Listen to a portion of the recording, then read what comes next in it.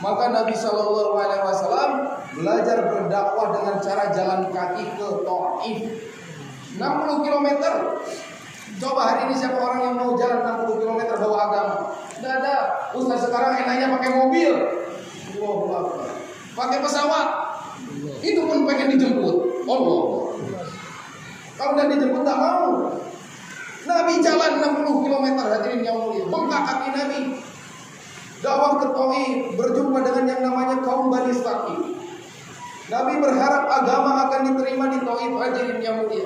Tetapi apa sambutan dari 3 pemuka Bani Saqif? Orang pertama mengatakan, apa Allah tidak bisa pilih orang selain kamu? Anja Channel.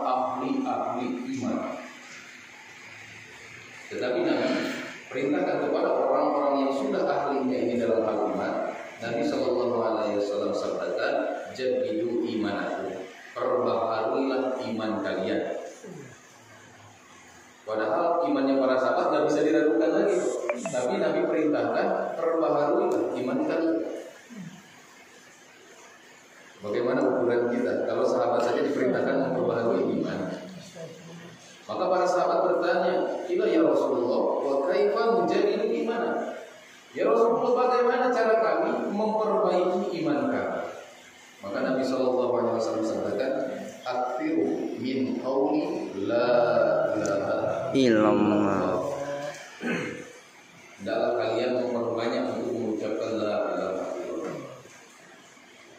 Artinya apa hadirin yang mulia? Dengan banyak-banyak membaca daripada kalimat yang tinggi ini, Allah Subhanahu wa taala akan singkirkan sedikit demi sedikit kurapat, kemusyrikan, kesyirikan kecil yang ada di dalam hati setiap manusia. Terbitnya matahari dari timur bukan karena matahari bisa terbit, tapi siapa yang menerbitkan? Allah. Matahari terbenam, siapa yang terbenamkan? Allah. La ilaha illallah. Tidak sedikit pun makhluk diberikan kuasa, manfaat dan mudarat atas izin daripada Allah Subhanahu wa taala. Terbitnya matahari dari timur, ada kekuatan yang tidak nampak yang menggerakkan matahari berkeliling mengelilingi dunia hadirin. Mekarnya bunga di pagi-pagi hari, tercium aroma yang wangi, ada kekuatan yang tidak nampak yang membuat wangi daripada bunga tersebut. Orang yang melakukan satu perjalanan dari satu daerah ke daerah yang lain, ada kekuatan yang tidak nampak yang membuat segala sesuatunya bergerak, yaitu kekuatan yang datang dari Allah Subhanahu wa taala. Maka hadirin yang muliakan Allah Subhanahu wa taala, seseorang yang beragama dan memiliki agama tanpa didasari asas iman, maka agamanya hanya agama-agamaan saja. Penting didasari iman. Karena hanya dengan iman, maka perkara alam kubur akan nampak hadirin yang mulia. Karena dengan iman, maka surga dan neraka seakan-akan tampak. Bukan cerita. Ini kalau didasari atas iman. Hari ini banyak orang beragama hadirin yang mulia, mereka berpikiran bahwasanya agama ini hanya untuk akhirat. Padahal bukan.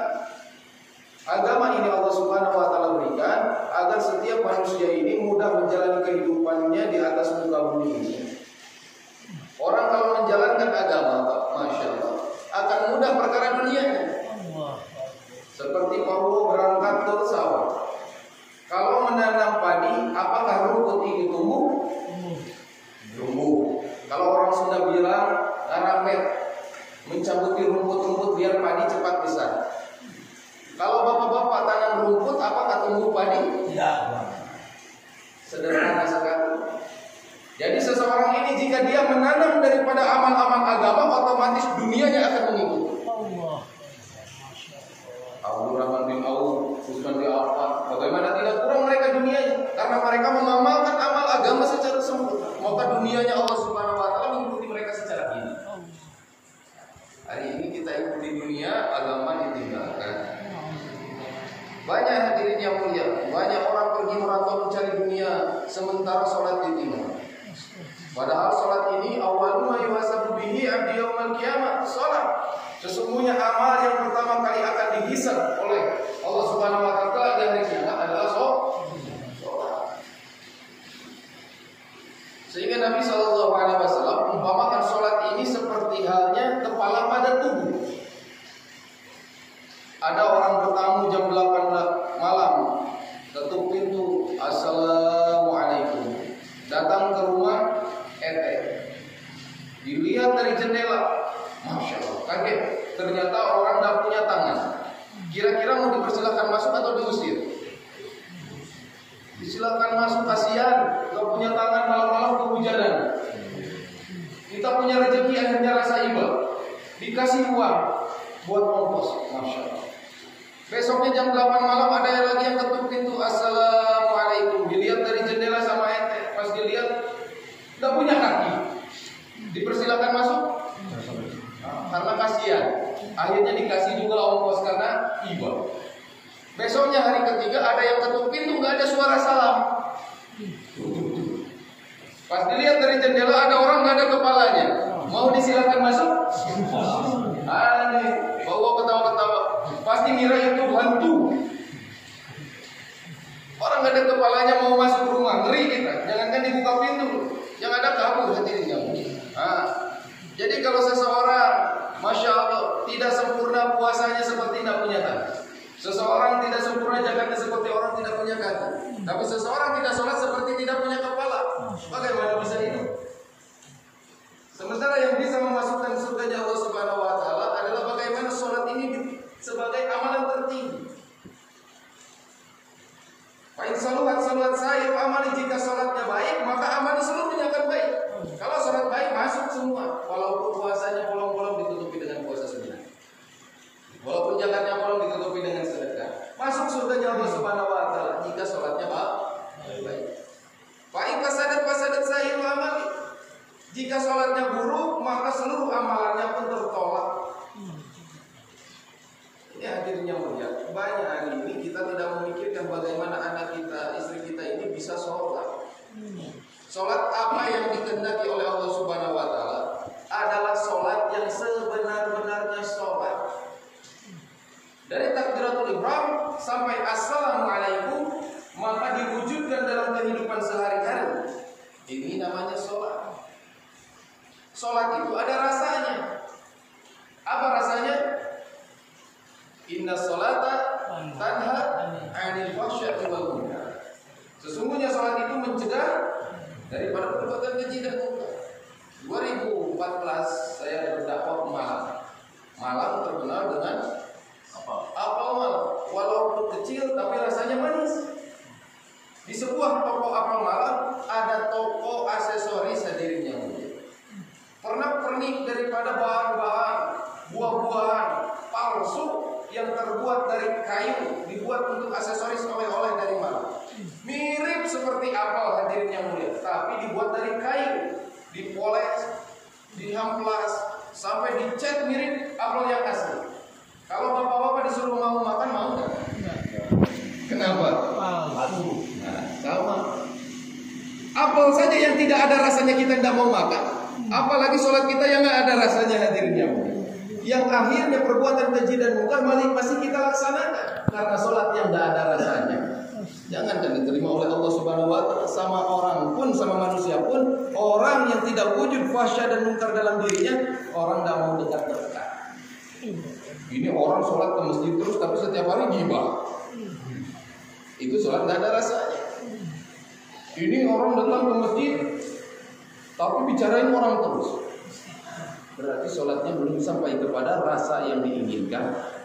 Ada sahabat bernama Imran bin Husain radhiyallahu taala datang kepada Nabi sallallahu alaihi wasallam menanyakan tentang satu perkara firman Allah, "In qauli inna sholata tanha 'anil fahsya'i wal munkar." Bagaimana menurut pendapat engkau ya Rasulullah tentang firman Allah? Sesungguhnya sholat itu mencegah daripada perbuatan keji dan munkar. Maka Nabi sallallahu alaihi wasallam sampaikan, barang siapa dirinya sholat tapi tidak bisa mencegah dirinya dari pekerjaan keji dan munkar, maka bukanlah sholat. Nah, sekarang tinggal cek dari pagi sholat subuh sampai isya, maksiat apa yang kita lakukan tadi? Allah. Berarti sholatnya belum sampai kepada fahsya wal munkar. Apalagi sholat khusyuk, apalagi sholat yang khudu. Allahu Akbar. Allah yang dibesarkan tapi nampak kehebatan rumah kita. Allah yang dibesarkan tapi nampak daripada tabungan kita. Allah yang dibesarkan tapi yang di pikiran kita nampak daripada kemewahan-kemewahan dunia. Lalu bagaimana Allah akan menolong kita dengan sholat kita? 7-8 juta hadirin yang mulia menangis melaksanakan satu waktu sholat di depan Masjidil Haram, dipimpin oleh seorang imam hafiz Al-Quran, menangis berdoa kepada Allah, pertolongan terhadap umat Islam tidak turun. Masih banyak Islam di mana-mana dijajah. Di Myanmar kaum Rohingya diusir-usir, sampai dibiarkan terombang-ambing di lautan sampai datang ke Aceh. Di India habis-habisan umat Islam ditinggal. Kenapa pertolongan Allah tidak turun? Padahal orang sholat di Masjidil Haram berapa pahalanya? 100.000 kali lipat. Di depan Ka'bah. Kenapa pertolongan Allah tidak turun? Padahal Allah Subhanahu wa taala firmankan, "Wasta'inu sabir wasalah." Cari pertolongan Allah dengan sabar dan sholat. Kenapa sholat tidak menyelesaikan masalah? Karena banyak orang sholat membawa sifat ananiyah atau egois, pengen soleh sendiri. Berangkat datang ke Masjidil Haram pengen dipanggil haji. Berangkat umroh pengen dipanggil haji kecil. Berangkat umroh hanya ingin foto-foto. Berangkat haji hanya ingin daripada selain Allah Subhanahu wa taala.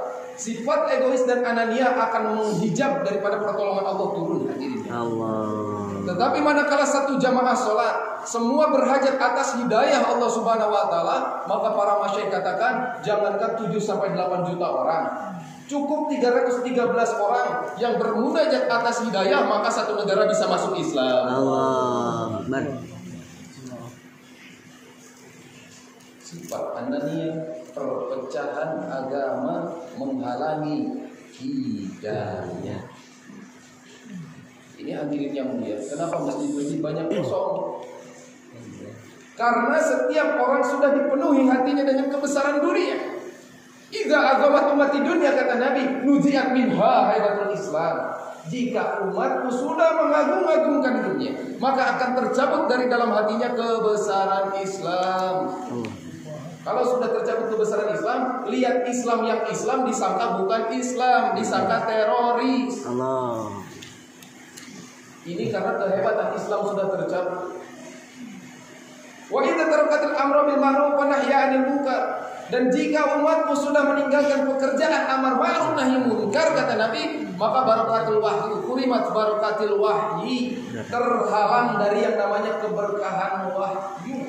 Maksudnya apa? Tidak paham baca Al-Quran, tidak baca hadis. Tiap hari dibaca, tiap hari mengaji, tapi tidak dipahamkan terhadap agama. Wa idza kasabat ummati saqatat min ainillah. Jika umatku sudah saling membenci, maka jatuhlah mereka dari pandangan Allah.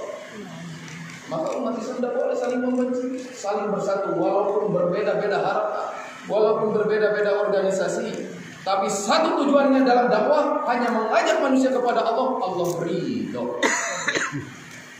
Ini dakwah, bukan mengajak kepada organisasi kita. Bukan. Tidak boleh. Ad'u ilallah. Ngajak saja kepada Allah. Jangan minta upah dalam berdakwah. Jangan jual ayat-ayat Allah dengan harga murah. Tidak mampu kita dibayar. Korban kita dengan harta diri sendiri. Ini jamaah-jamaah seperti ini belajar nabung sendiri keluar jalan Allah. Allah Subhanahu wa taala firmankan yang dipanggil, ya ayyuhalladzina amanu, wahai orang-orang yang beriman. Hal adullukum ala tijarah. Maukah aku tunjukkan satu usaha yang tidak ada ruginya berbisnis dengan aku Allah.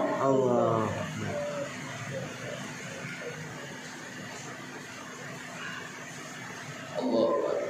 Ya ayyuhalladzina amanu hal adullukum ala tijaratin tunjikum min adzabin alim.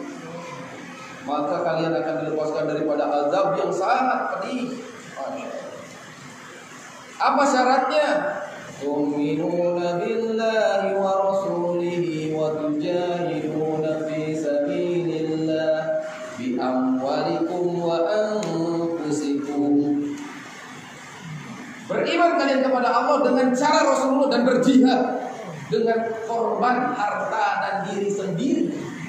Bukan mengambil uang jamaah. Tidak boleh. Korban dengan harta diri sendiri. Agama kenapa hari ini semakin orang banyak meninggalkan agama dan tidak yakin terhadap agama? Karena keyakinan orang hari ini dengan agama tidak menimbulkan efek apa-apa. Capek sholat tapi kehidupan gini-gini terus. Tiap hari baca Al-Quran tapi tidak meningkat. Karena dibuat tujuannya dunia. Ketika tujuannya akhirat, hadirin yang muliakan Allah Subhanahu wa taala, maka Allah Subhanahu wa taala akan perbaiki dunia. Cara kerjanya sederhana, tujuannya akhirat, dunianya Allah perbaiki. Tapi kalau sholat hajat, terus sholat tahajud minta mobil, masya Allah, lama itu diberi. Tapi kalau tujuannya akhirat, ya Allah, saya tujuan akhirat pengen bawa agama ini ke negeri-negeri yang paling jauh, maka Allah mudahkan, jangankan mobil pesawat Allah kasih. Iya, jadi tujuannya adalah akhirat. Membetulkan niat, tashihun niat, meluruskan niat, beramal semata-mata hanya untuk mengharapkan ridho Allah Subhanahu wa taala. Ini penting, menanamkan keikhlasan di dalam diri kita untuk menyempurnakan agama Allah Subhanahu wa taala.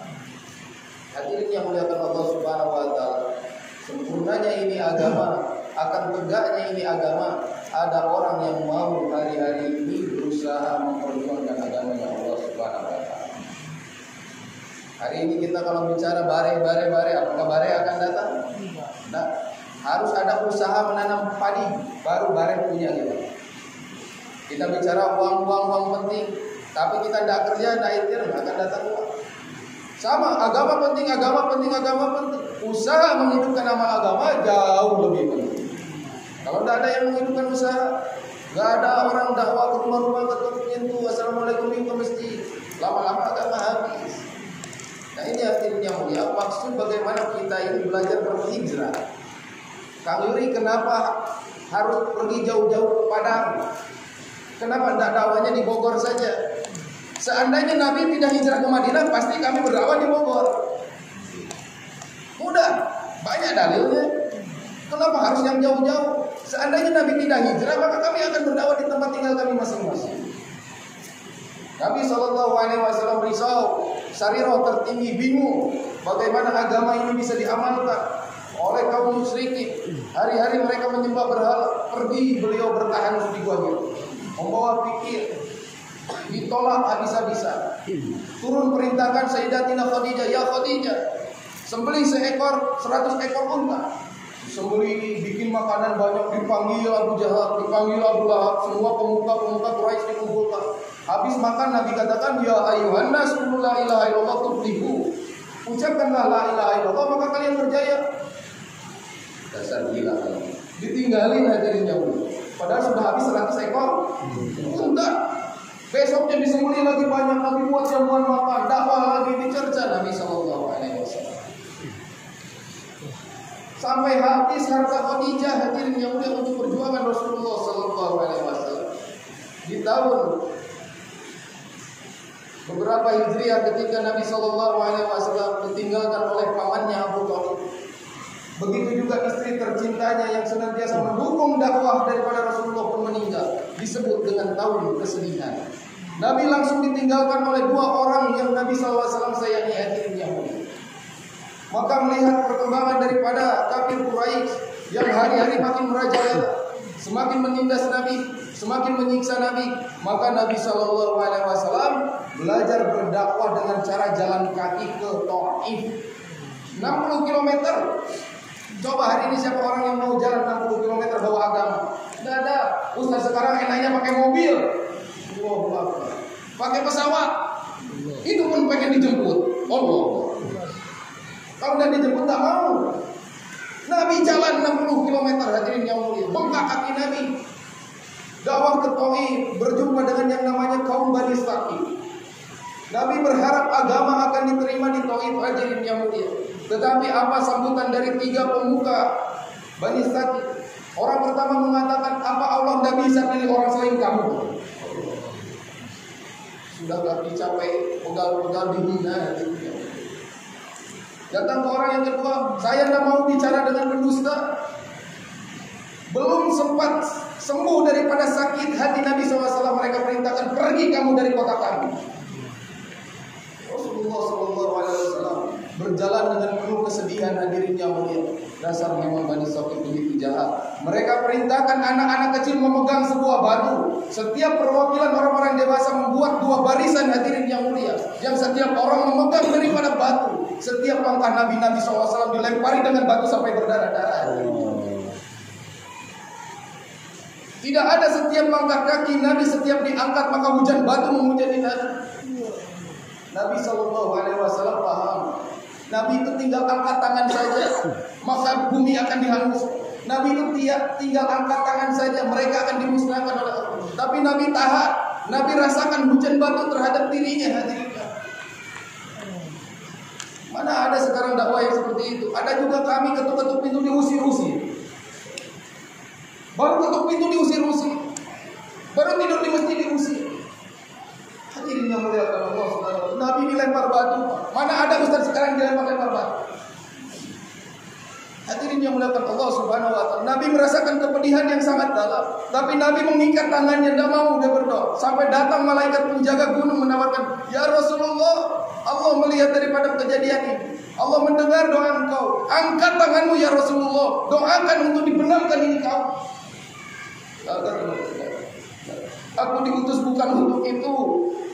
Walaupun hari ini mereka tidak mau menerima agama yang aku bawa, maka aku berdoa kepada Allah agar satu saat turun daripada sulbi-sulbi tulang belakang mereka pembela-pembela agama Allah. Akhlak Rasulullah SAW. Maka hadirin yang mulia, ketika Nabi sudah berjalan hampir habis daripada darah Nabi SAW, bahkan darah sampai mau menetes ke bumi, seorang budak yang bernama Zaid menggendong Rasulullah SAW dengan terbawa-bawa masuk ke dalam satu buah pohon anggur, kebun anggur. Qadarullah, itu kebun anggur milik musuhnya Rasulullah SAW. Termaktub dalam kitab Hayatus Sahabat. Maka hadirin yang mulia, Nabi ditidurkan, disandarkan kepada sebuah pohon anggur. Maka orang yang memiliki kebun itu namanya adalah Utbah bin Rabi'ah, orang yang paling ingin membunuh Nabi SAW. Bayangkan, orang paling ingin membunuh Nabi dihantarkan Rasulullah dalam keadaan seperti itu masuk ke dalam kebunnya. Tapi saking tubuh Nabi begitu mengharukan, Utbah yang paling ingin membunuh Nabi, hadirin yang mulia, maka tiba-tiba Allah masukkan rasa iba ke dalam hatinya. Dipanggil budaknya yang bernama Adas kemari, ambil beberapa anggur, berikan kepada orang itu, kasihan kata Allah. Berarti terluka berat. Orang mau ingin bunuh Nabi, dihantarkan Nabi tidak dibunuh, saking ibahnya, berikan anggur tersebut kepada orang itu, bilang jangan dimakan. Coba, bagaimana keadaan Rasulullah hari itu, terbayangkan? Maka hadirin yang mulia, Adas menyimpan beberapa anggur, dibawa dengan nampan, dihadirkan di hadapan Rasulullah SAW yang sedang berdarah-darah. Wahai orang asing, Tuanku memberikan ini. Maka Nabi dengan gemetar mengambil satu buah anggur dan mengucapkan Bismillah. Kaget Adas. Apa yang engkau ucapkan? Bismillah. Tidak ada orang yang mengucapkan seperti itu di kampungku ini. Siapa engkau? Maka Nabi SAW mengatakan dengan suara berat, aku adalah Nabi dan utusan Allah. Engkau dari mana? Kata Nabi. Aku Adas, namaku Adas, berasal dari Ninawa. Ninawa, kata Nabi SAW. Ninawa adalah tempat kelahiran seorang nabi yang soleh bernama Yunus bin Matta. Kaget Adas. Engkau kenal dengan Yunus bin Matta? Sesungguhnya setiap nabi dan nabi saling mengenal. Maka langsung dicium kaki Rasulullah yang penuh darah dan mengatakan asyhadu an la ilaha illallah wa asyhadu anna Muhammadar Rasul. Nabi senang sakit, Pak. Tapi ketika melihat seseorang bersyahadat, Nabi begitu gembira dan dipeluk oleh Rasulullah sallallahu alaihi wasallam. Aneh hari ini kok ada orang ngajak-ngajak kepada Islam dibenci, aneh. Ada orang-orang ngajak ke masjid dihina-hina. Sementara Rasulullah SAW begitu gembira dengan keislaman seseorang, hadirin yang mulia. Nabi paham bahwa mujahadah ini bisa ditebus dengan hidayah, sehingga Nabi tidak memohonkan daripada sesuatu yang buruk terhadap majelis taklim. Nah, inilah hadirin yang mulia. Bagaimana kedatangan jamaah Bogor sampai datang kepada hanya ingin menyambung silaturahmi dengan akhlak yang baik. Satu saat banyak orang-orang akan berdakwah, jangan dibenci, Pak. Dia membawa agama. Jangan dibenci orang-orang mengamalkan agama. Justru kita menjadi ansor. Bagaimana ansor ini ada kerjasama dengan muhajirin yang datang. Perintah Allah Subhanahu wa taala terhadap Rasulullah hijrah ketika dicerca mendapatkan hinaan dan ancaman dari berangkat Nabi ke Madinah disambut Tala'al badru alaina min saniyatil wada', disambut hijrahnya Nabi, membuat amal-amal masjid sempurna, hadirin yang mulia. Sehingga Allah Subhanahu wa taala berikan beberapa waktu dengan kesabaran para sahabat radhiyallahu anhum, terbukanya kota Mekah menjadi beriman seluruhnya. Kenapa Anda dulu dihabiskan dakwahnya di Mekah? Karena memang diperintahkan hijrah dulu. Nah, begitulah kita belajar. Pergi dari Bogor ke sini belajar hijrah-hijrahan. Meniru Rasulullah agar Bogor diperbaiki oleh Allah. Itu maksudnya. Masuk Nabi SAW ke kota Mekah ketika pembebasan kota Mekah. Nabi masuk dengan dalam keadaan tawadhu, kembali ke makomnya, menggunakan helm besi. Ada satu sahabat berkata, hari ini adalah hari mencincang-cincang daging dan menuntut pembalasan. Nabi marah. Nabi katakan tidak ada boleh yang seperti itu. Setiap wanita takut di dalam rumah, hadirin yang mulia. Setiap anak-anak bersembunyi. Maka Nabi SAW mengumpulkan mereka semua. Jangan khawatir wanita-wanita menjadi janda. Jangan khawatir anak-anak menjadi yatim piatu. Berkumpul semuanya. Aku lupakan kejadian terhadap Bilal. Aku lupakan kejadian terhadap Ka'ab. Aku lupakan terjadinya terhadap Sumayyah yang mati ditombak kemaluannya oleh Abu Jahal. Aku lupakan semuanya dan aku maafkan kalian. Hari itu hadirin yang mulia, sejarah mencatat seluruh manusia yang ada di kota Mekah beriman kepada Rasulullah. Mengapa bisa demikian? Memaafkan. Jadi penting untuk bagaimana kita paham agama ini adalah senantiasa berkorban untuk agama. Nah, insya Allah Bapak Ibu, hari ini adalah malam terakhir. Insya Allah besok kita pindah pagi. Saya mewakili teman-teman kepada datu-datu para sesepuh, kami memohon maaf atas semua fasilitas yang kami gunakan, baik daripada listrik, air yang kami gunakan. Kami hanya bisa membalas dengan doa saja.